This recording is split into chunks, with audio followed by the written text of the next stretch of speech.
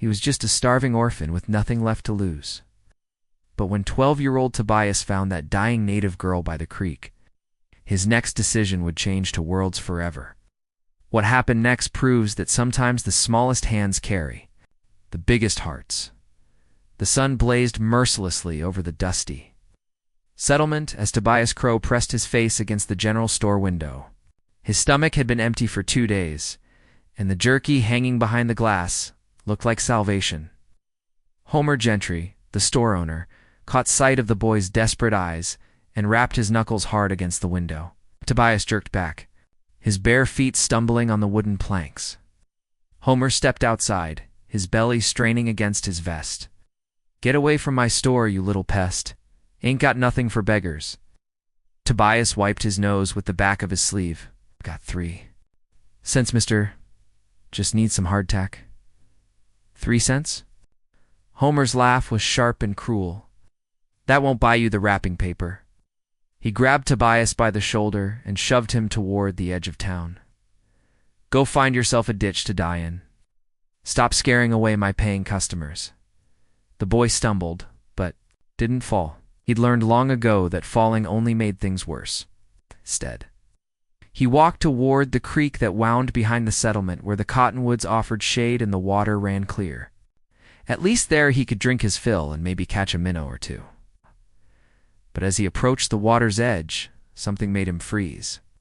There, half hidden behind a fallen log, lay a small figure. At first, he thought it was a discarded bundle of clothes, but then he saw the long black hair and the rise and fall of shallow breathing. It was a girl, maybe 10 years old, with bronze skin and intricate beadwork on her dress. Blood seeped from a gash on her forehead, and her lips were cracked and pale. Tobias had seen enough dying animals to recognize the signs. She wouldn't last much longer without help. His heart hammered against his ribs. Everyone in the settlement knew the rules about natives. They weren't welcome in town, and getting involved with their kind meant trouble. But as he knelt beside her, the girl's eyes fluttered open, dark and filled with pain that mirrored his own. She tried to speak, but only a whisper escaped her lips. Tobias looked back toward town, then at the girl again. He knew what he had to do, even if it cost him everything. He reached into his pocket and pulled out those 3 precious cents. Homer's hardtack wouldn't save this girl's life. There was something else in that store something that would use up every penny he had and probably get him beaten besides. But as the girl's breathing grew weaker, Tobias made a choice that would ripple through both their worlds in ways he could never imagine. Tobias ran back toward the general store, his bare feet slapping against the hard-packed earth. His 3 cents felt burning hot in his palm, but he knew it wasn't enough for what he needed. The girl required real medicine, not just food. She needed the bottle of wound salve that Homer kept locked behind the counter, the kind that cost 50 cents and healed cuts clean. When he burst through the store's door, Homer looked up from his ledger with pure irritation. "I thought I told. You two get lost, boy. Please, mister." Tobias's voice cracked as he placed his 3 cents on the counter. "There's a hurt girl by the creek. She's going to die without medicine." Homer's eyes narrowed. "What girl? You talking about some native?" Tobias nodded, and Homer's expression turned from irritation to anger.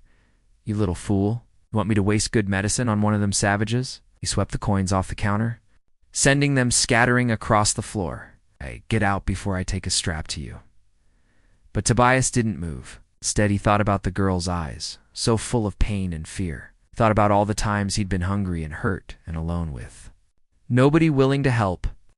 His hand moved to the small knife on his belt, the only thing of value he owned. It had belonged to his father, the only memory he had left. "What about this?" Tobias pulled out the knife, its bone handle worn smooth from years of use.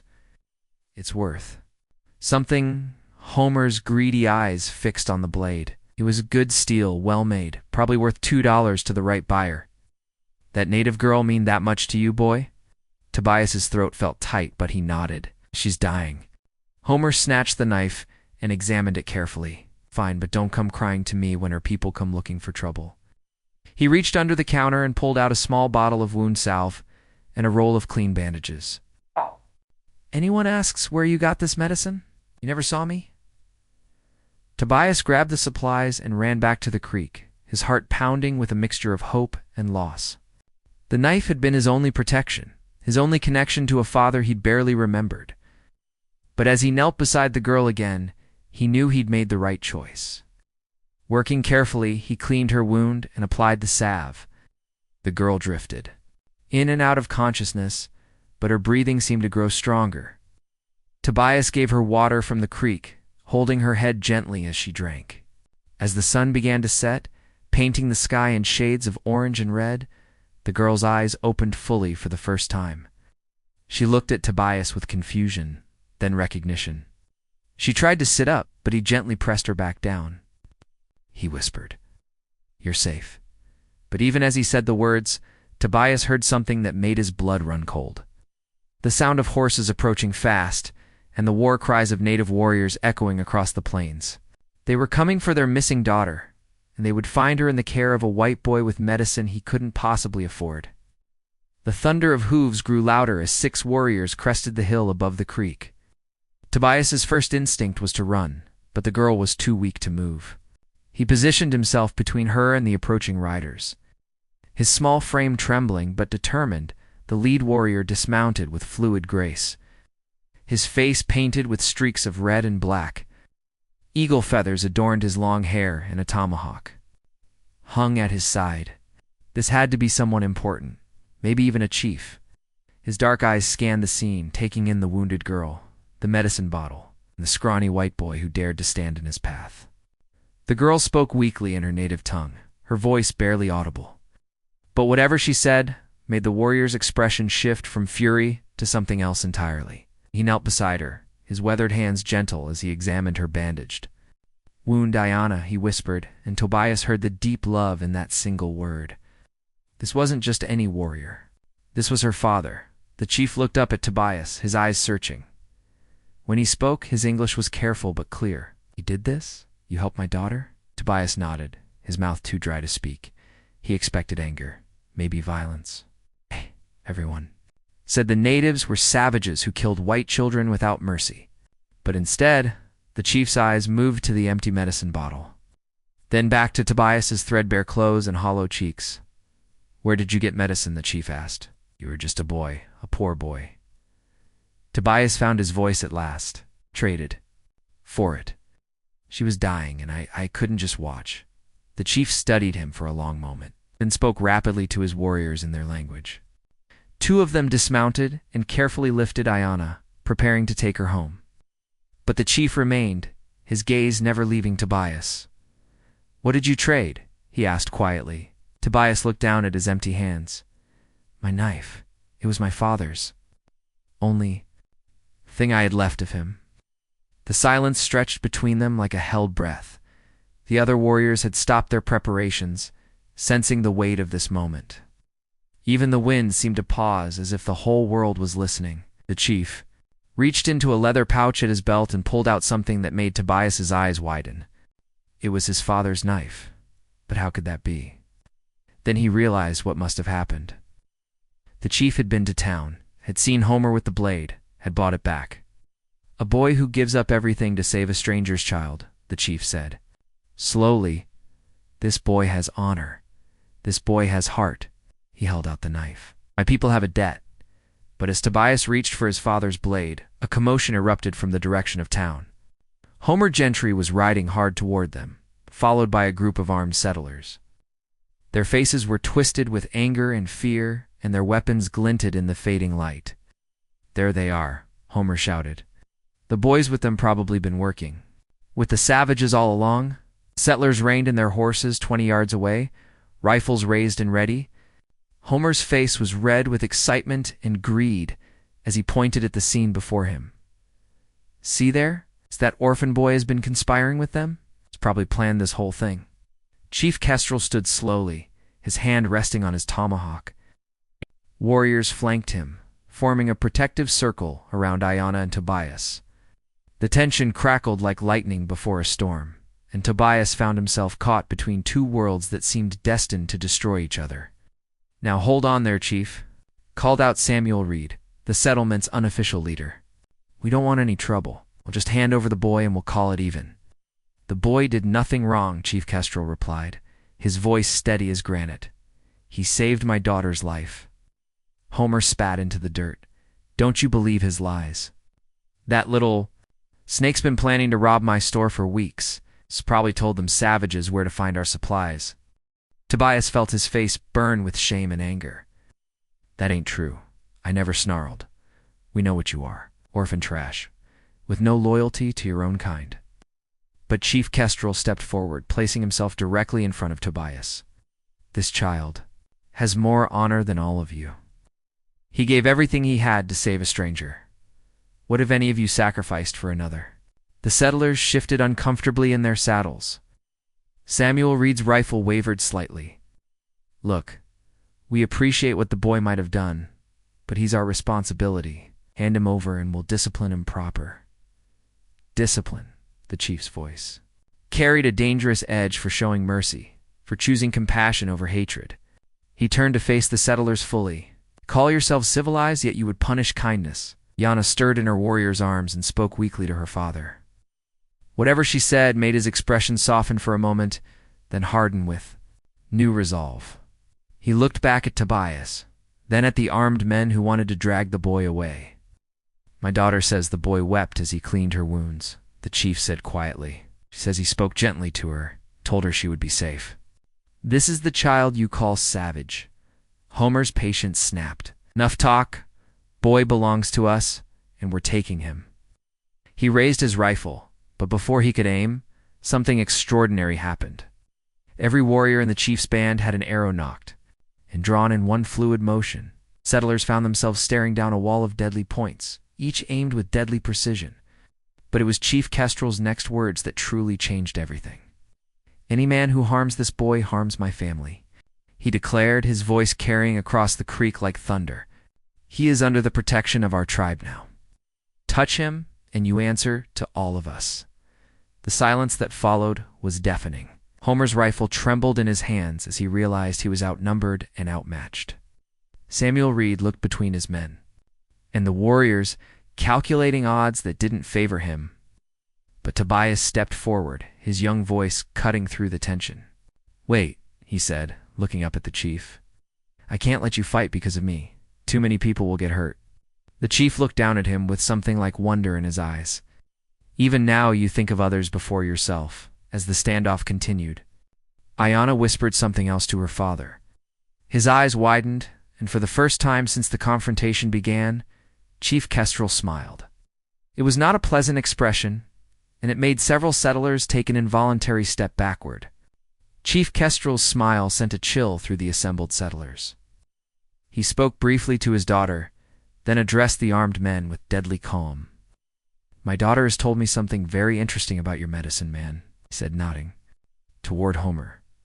"She was conscious when the boy brought her healing supplies. She heard everything." Homer's face went pale. "What's he talking about? I don't know nothing about." "She heard you demand the boy's most precious possession for medicine," the chief continued. "A knife that belonged to his dead father." "Of a child's desperation to line your own pockets." Samuel Reed looked confused. "Homer, what's he saying?" But Homer was backing his horse away, his eyes darting between the warriors and his fellow settlers. "It's just business. The boy wanted to trade. So we traded. You charged a starving orphan full price for medicine to save a dying child," Chief Kestrel said, his voice growing harder with each word. "Then you brought armed men to punish him for showing mercy." Reached into his pouch again and pulled out not just Tobias's knife, but a leather bag that clinked with coins. "I went to your store after I found my daughter. Paid your price for this blade. Do you know what your medicine man did then? Told me exactly where to find the thieving orphan who had conspired with savages." The settlers were beginning to look at Homer with new eyes. Samuel Reed lowered his rifle completely. "Homer, please tell me you didn't." "The boy's nothing but trouble," Homer shouted desperately. "I'll bring them all down on us. Mark my words. This will end badly for everyone." But Chief Kestrel wasn't finished. He walked slowly toward Homer's horse, and the store owner's rifle shook violently in his hands. "A man who profits from a child's love for his father," the chief said quietly. "A man who turns mercy into suspicion." This man has no honor." Without warning, the chief grabbed Homer's rifle barrel and yanked it from his grasp. The weapon flew through the air and splashed into the creek. Homer nearly fell from his saddle, catching himself at the last moment. "We'll not touch this boy," the chief declared. "He is worth more than all of you combined." Samuel Reed cleared his throat nervously. "Now, Chief, we can work this out. No need for anyone to get hurt. The boy can come back to town, and we'll make sure Homer here treats him fair." Chief Kestrel turned to look at Tobias, who stood frozen between the two groups. The boy's eyes were wide with confusion and fear, but also something else, hope perhaps. That someone finally saw him as more than just unwanted trouble. "The choice is yours, young warrior," the chief said gently. "But know this, my people do not forget those who show kindness to our children." Shh. As Tobias opened his mouth to respond, the sound of more horses approaching echoed across the plains. But this time, they were coming from the direction of the native camp, and there were many more of them. A line of 20 warriors appeared on the horizon. Riding at full gallop toward the creek, the settlers' faces went white with terror, and several of them wheeled their horses around, ready to flee. But Chief Kestrel raised his hand, and his approaching warriors slowed to a stop just beyond arrow range. "They will not attack the chief," said calmly, "unless you force them to." Samuel Reed's voice cracked with fear. "What do you want from us?" The chief looked down at Tobias, who stood small and trembling between two worlds that seemed ready to tear each other apart. "I want justice for this boy, and I want my people to see the face of true courage," he called out in his native tongue. And one of the approaching warriors rode forward alone. As he drew closer, Tobias could see this was an older man, his hair streaked with gray and his face marked with the wisdom lines of many winters. "This is Running Bear, our storyteller," Chief Kestrel explained. "He will witness what happens here today, so that our children's children will know the truth." The old storyteller dismounted and walked to where Ayanna lay in her warrior's arms. He examined her bandaged wound, then turned to study Tobias with eyes that seemed to see straight through to his soul. Running Bear spoke in the native language, his words flowing like music. When he finished, Chief Kestrel nodded solemnly. "Says the spirits whispered to him in a dream last night." The chief translated, "They told him a lost child would save one of our own, and that this act would change the path of both our peoples." Homer snorted with desperate bravado. "Dreams and spirits. It's all heathen nonsense." But Running Bear walked directly to Homer and spoke in perfect English, his voice carrying the weight of years. "You call us heathens, yet your own holy book speaks of showing mercy to orphans and strangers. This child lived those words while you counted coins." The storyteller then approached Tobias and knelt before him, studying the boy's face with gentle intensity. "Tell me, young one, why did you save our daughter? Did you hope for reward?" Tobias shook his head. "No, sir. She was hurt and scared. I know what that feels like." Running Bear smiled and placed a weathered hand on Tobias's shoulder. "In our tribe, there is no higher honor than protecting those who cannot protect themselves. You have shown the heart of a true warrior." The old man stood and spoke again to Chief Kestrel, who listened intently before nodding. Then the chief turned to address both the settlers and his own warriors. "Running Bear has reminded me of an old tradition," he said. "When someone saves the life of a chief's child, they become family, not by blood but by choice, by honor." Samuel Reed found his voice.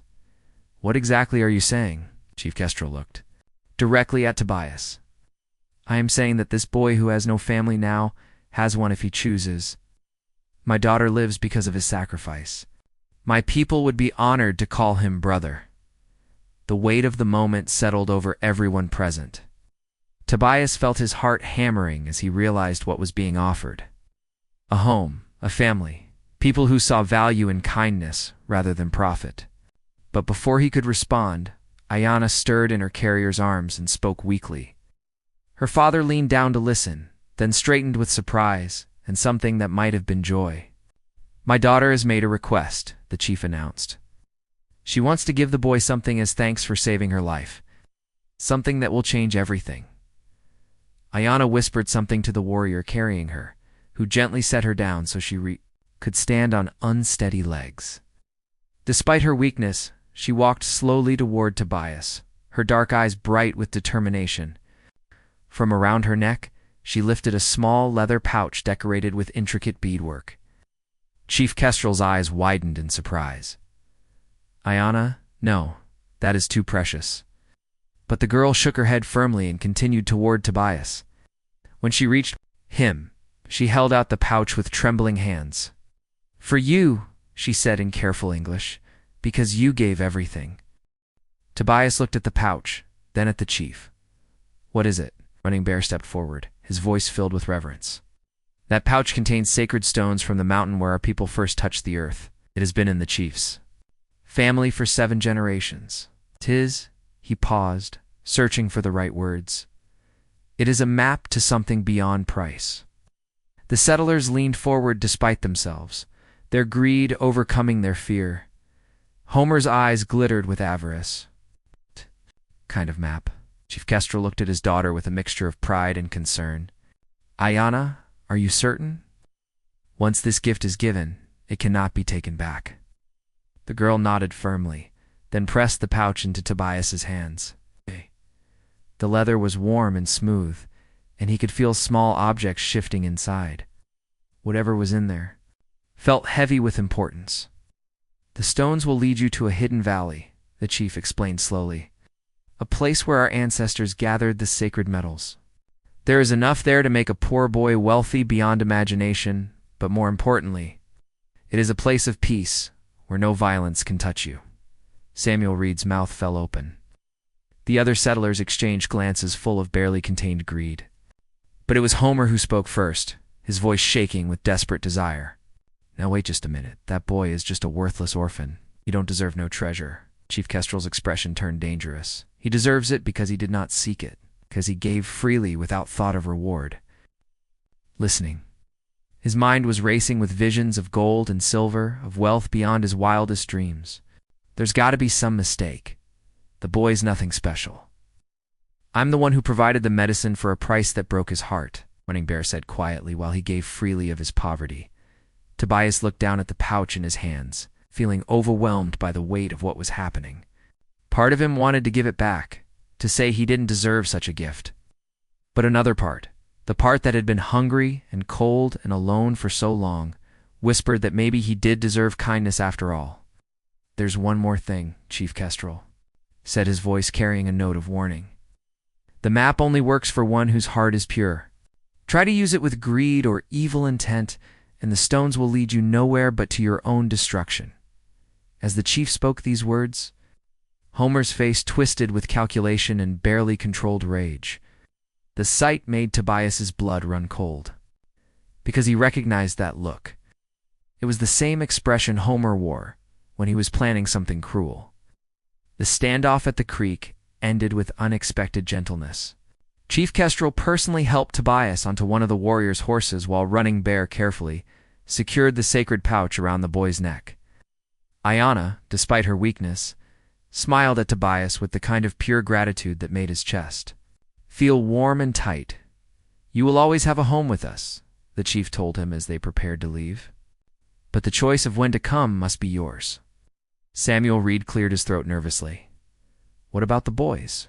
His legal situation. He's technically a ward of the settlement." Chief Kestrel's smile was sharp as winter wind. "Show me the papers that prove you own a human being. Show me the law that says kindness is a crime." The settlers had no answer for that. One by one, they began to turn their horses back toward town, their shoulders slumped with defeat and shame. All except Homer, who sat rigid in his saddle, his eyes fixed on the pouch around Tobias's neck with naked hunger. As the native warriors prepared to escort Tobias to their camp, Running Bear approached him one final time. "The stones will show you the way when your heart is ready," he said quietly. "But remember, young warrior, the greatest treasure is not what you find in the earth, but what you build with your hands and heart." 3 months later, Tobias had indeed found the hidden valley the stones revealed. But it wasn't gold or silver that made him wealthy. The valley was perfect for farming with rich soil in a year-round spring. Chief Kestrel helped him stake a legal claim to the land. And soon, Tobias was growing crops that fed both the settlement and the native camp. The boy who had once begged for scraps now employed a dozen workers during harvest season. He built a small but comfortable house near the creek where he'd first found Ayana, and every evening he could see the smoke from the tribal fires in the distance. Homer Gentry never stopped trying to discover the location of Tobias's valley. He followed the boy countless times, hired trackers, even attempted to steal the sacred stones. But every path he took led him in circles deeper into bad lands that nearly cost him his life. The stones, it seemed, kept their promise about pure hearts. On the first anniversary of their meeting, Ayana visited Tobias at his farm. She was fully recovered now, strong and bright, with her father's wisdom and her own fierce kindness. She brought with her a gift, a small sapling from the sacred grove, where her people held their most important ceremonies. "So you will always remember," she said as they planted it together near his front porch, "that some gifts are worth more than all the gold in the mountains." Tobias smiled as he patted soil around the young tree's roots. The orphan boy who had given everything for a stranger now had more than he'd ever dreamed possible. Not just wealth, but something far more precious. A family that chose him, a community that respected him, and the knowledge that kindness freely given always finds its way back home. As the sun set over his valley, painting the sky in shades of gold and crimson, Tobias could hear the distant sound of drums from the tribal camp, welcoming another day of peace between two peoples brought together by the courage of a child who chose love over fear.